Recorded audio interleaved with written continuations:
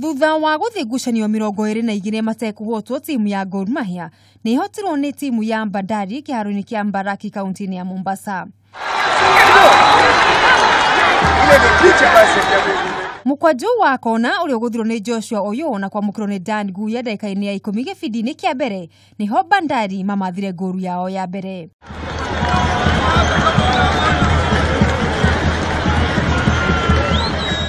Thegia ya goalkeeper wa Bandari Faruk Shikaro gukorwo akionio kadi ndagika nini thutha ucio Yema Mwana ni akunikire goru yake ndagika-ini ya 36 undu uri mwana cia Dylan Kerr itegwitikagia magithie kuhuruka.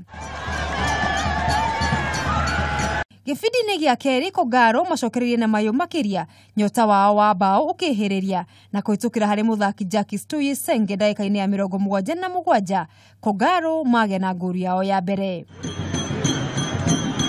Thegia wa kuhotwo ngucanio ya mbere kimera giki Kogaro no matongoretie ligi na pointi 56 guku Bandari makiambatira nginyagia namba 2 mari na pointi 45. To look at it and say well done Bandari, they've done what a lot of people in Kenya want to do, and we've just got to move on ready for the game on Friday against Posta Rangers.